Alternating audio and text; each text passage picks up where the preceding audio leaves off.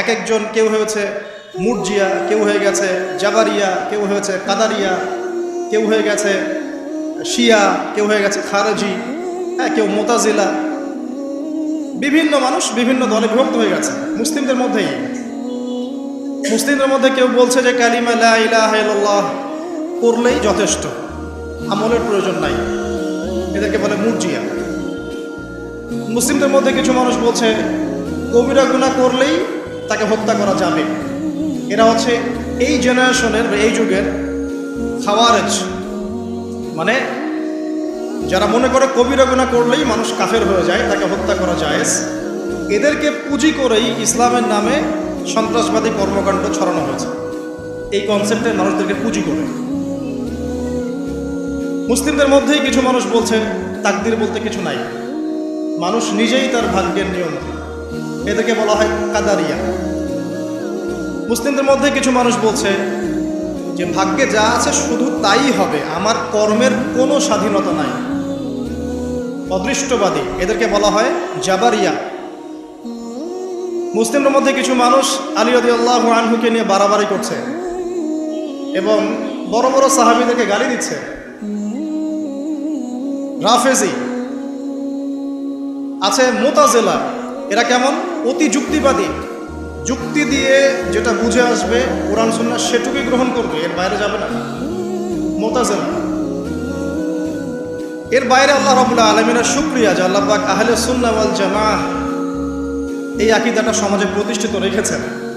যারা কোরআন এবং সুন্নাহর বাইরে যায় না এবং কোরআন এবং সুন্নাহর সেই বুঝ এবং ব্যাখ্যাটা গ্রহণ করে যেটা আল্লাহর নবী এবং সাহাবীদের পক্ষ থেকে এসেছে, এটা হচ্ছে আহলে সুন্নাহ ওয়াল জামাআহ। এই কথাটা নবী সাল্লাল্লাহু আলাইহি ওয়াসাল্লাম বলেছেন হাদিসে যে মুসলিম উম্মাহ ৭৩টা দলে ভাগ হয়ে যাবে, যার একটা দল মাত্র জান্নাতি, বাকি সবাই জান্নাতি। এই গেল ধর্মীয় দলাদলির কথা। নৈতিকতার অবক্ষয় দেখেন মুসলিমদের মধ্যেই, দেখেন ম্যাক্সিমাম এখন কিন্তু সুদখোর, হ্যাঁ, তারপরে ঘুষ খাচ্ছি দিব্যি, দুর্নীতি করছি, কোনো সমস্যা নাই, ইভেন অনেক সময় জনগণের টাকা লুটপাট করে খাচ্ছি, কোনো প্রবলেম নাই, রাষ্ট্রীয় সম্পদকে নিজের গনিমত মনে করছি। আমি গতকাল রাতেও এই হাদিসটা আবার পড়েছিলাম। কিয়ামতের আলামতগুলোর মধ্যে এটা অন্যতম একটা, যে রাষ্ট্রীয় সম্পদকে মানুষ নিজের সম্পদ মনে করে খাওয়া শুরু করবে। মানুষ দান সদকা এবং জাকাতটাকে নিজের উপর বার্ডেন মনে করবে। এটা কি বোঝা? জাকাতের বোঝা। এখানে 10টা-12টা কথা আছে। মানুষ খামর মানে মদ, মাআজিফ মানে বাদ্যযন্ত্র, তারপরে জুয়া, তারপরে জিনা, এগুলোকে মানুষ হালাল মনে করবে, হালাল মনে করে নিবে, মদপান করবে, নাম অন্য দিবে। আমানতদার ব্যক্তি হয়ে যাবে খেয়ানতকারী, আর প্রত্যেক খেয়ানতকার ব্যক্তিকে মানুষ মনে করবে আমানতদার।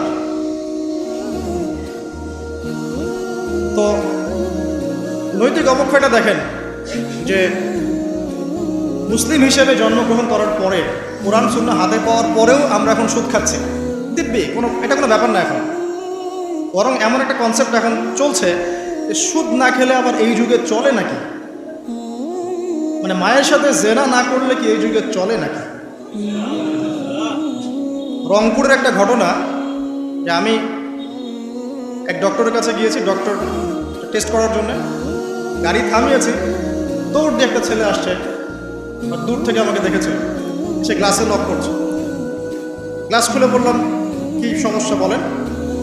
তো বলছে হুজুর জাস্ট আপনাকে দেখে দৌড়ে আসছি একটা খালি মাসআলা জানার জন্যে, যে একটা ঘটনা ঘটেছে আমাদের এলাকায়, এটার সলিউশন কি হবে। অনেককে জিজ্ঞাসা করেছে, অনেক রকম কথা বলেছে, আপনার মন্তব্য জানতে আমি দৌড় দিয়ে এসেছি। কি ঘটনা ভাই? তো বলছে যে আমাদের এলাকায় একজন ছেলে, মাদকাসক্ত ছেলে, মানে এডিক্টেড, ড্রাগ এডিক্টেড, সে তার নিজের মায়ের সাথে জেনা করে ফেলেছে। এটা শোনার পরে আমি আসলে কি অ্যান্সার দিব, আমি প্রায় 2 মিনিট চুপ করে বসে আছি। আজ বলবেন কি বলবেন এখন বলেন তো? এই ছেলের এখন করণীয় কি এটা জানতে আসছে, কি করবে এখন সে? 2 মিনিট চুপ করে থাকার পরে আমি খালি একটা কথাই বললাম যে আল্লাহর কাছে খালেজভাবে তওবা করতে বলেন, এর চেয়ে বেশি কিছু আমার বলার নাই। তো ঘটনাটাকে আপনাদের কাছে কত বিব্রত বোধ হচ্ছে না? অরুচিকর মনে হচ্ছে, খারাপ মনে হচ্ছে, কিন্তু আমরা এখন দিব্যি সুদ খাচ্ছি, মায়ের সাথে জেনাও করছি, খারাপ লাগছে না? বরং যুক্তি দিচ্ছি এগুলো না করলে কি যুগে চলে? মহিলাদের অবস্থা দেখেন, গ্রামে গঞ্জে সব সুদি এনজিও ছড়িয়ে পড়েছে এবং তারা সদস্য, জমি জমা ভিটে মাটি গরু ছাগল সব খোয়াচ্ছে, তারপরেও খেতে হবে। কারণ ওই যে আতাজআলু ফিহা মা ইউফসিদু ফিহা ওয়া ইয়াসফিকুদ দিমা, আপনি কি এমন কাউকে পাঠাবেন যে পৃথিবীতে গিয়ে ফাসাদ সৃষ্টি করবে? এটা হচ্ছে ইকোনমিক ফাসাদ, অর্থনৈতিক ফাসাদ। দেখেন, মুসলিম পরিবারে জন্মগ্রহণ করেও ম্যাক্সিমাম মানুষই নামাজ পড়ে না, ম্যাক্সিমাম।